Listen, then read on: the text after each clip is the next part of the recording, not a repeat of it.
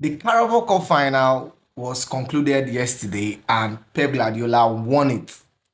But do you know that the major reason why Pep won that match was the inability of Mikel Arteta to be a Pep student for many years and haven't seen the weakness of Pep Guardiola? Take for example, Pep Guardiola has lost as many matches to Real Madrid in the Champions League. Go and check Pep's record against Real Madrid. They mostly lose. The only time they won Real Madrid was when they won the Champions League. Real Madrid always knocks Pep out. So how come for all these years Mikel Arteta has been watching Guardiola's style of game, and this Pep's team is one of the worst Pep's team? Where was Semenyo when they met Real Madrid? Where was Doku? Where was Haaland? Where was even O'Reilly, the goal scorer? O'Reilly was the reason why Real Madrid even won at home by 3 goals to nothing. O'Reilly's positioning, the first goal against Valverde, you can go and watch the replay. He was out of place. He couldn't match Valverde's energy. So the first problem Mikel Arteta has was Mikel Arteta was just building an Italian side of the early 90s and the 2000s. He concentrated more on his defense solidity, and the defense is not even that solid, because you can testify, if you are a fan of the Italian Serie A, to penetrate a very solid defense like a Jose Mourinho's defense, my brother, is going to be hell for you. Because for a team that depends solely on defense, they would defend till they have maybe one of their chances, and they will have a very solid striker. When I mean a solid striker, not Victor Gyökeres. I keep saying it, Victor Gyökeres, forget people are saying that he needs time. The guy no good. The guy is no good.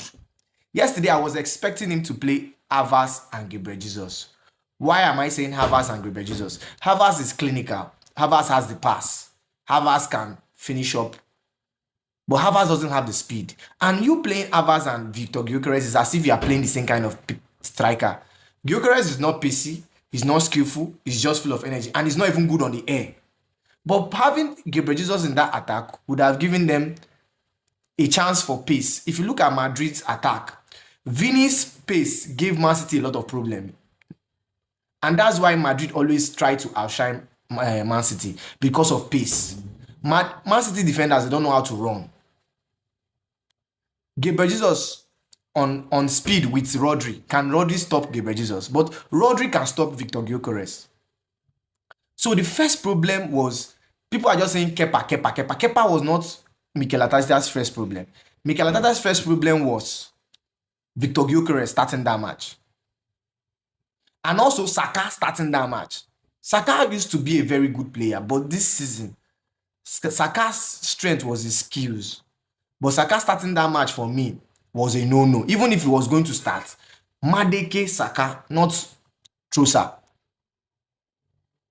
And if you look at Arsenal's attacking line, none of their players have scored 15 goals. Okay, let's say Victor Gyökeres, maybe 15, yes, up to all in all competition. So a team that doesn't have goal scorers, how will you succeed in a final? So for Arsenal fans that think Arsenal can win the Champions League, they should have a routine. Because I can bet you, if Man City met a Bayern Leverkusen 2 in the round of 16, they will be in the quarterfinals. So the real test is when you meet the likes of Bayern, Madrid, PSG, Barcelona. They have fierce attack. They don't miss chances. Man City is a child's play, because if you look at Man City against Madrid, you will know that Man City doesn't even have that attack that Arsenal was struggling with yesterday. For the first 20 minutes of that second half, it was all Man City. In a final, and Mikel Arteta could not even think of, what can I do to change this game? He still left Victor Gyökeres. There was nothing Victor Gyökeres was doing in that match. That's just the truth.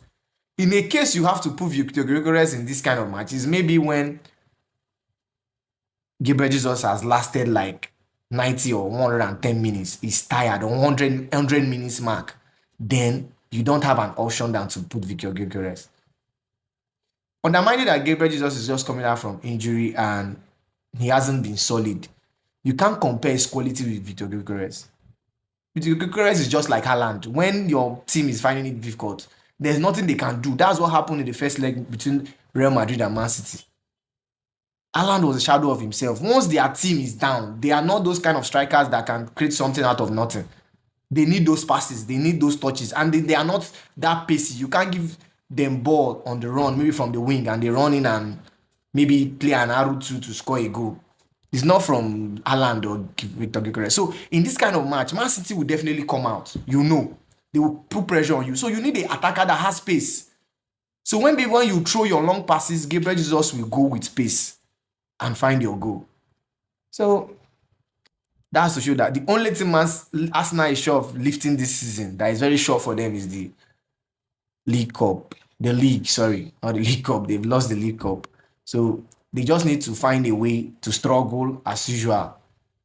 And maybe by next season, if I'm the Arsenal board, it's just to sack Mikel Arteta.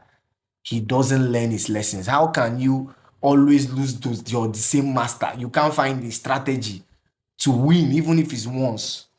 Because this cup loss will affect Arsenal psychologically in a lot of games, especially defenders.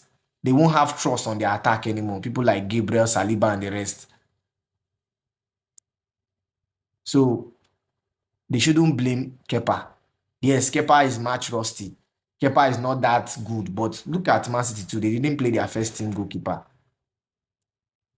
So the major blame is, why start Victor Gyökeres? What has Victor Gyökeres ever done for Arsenal in a big game? Because Tottenham is not... He scored against Tottenham. Is Tottenham a big team? Tottenham that is battling with relegation. You can't call that a big team. It's when he scores against big teams like Bayern, Liverpool, Manchester City, Manchester United, Aston Villa.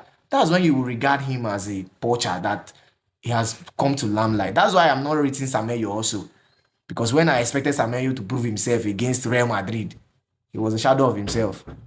So it's just as if the guy is a local champion. When it comes to the Premier League, he knows how to delete their defenders.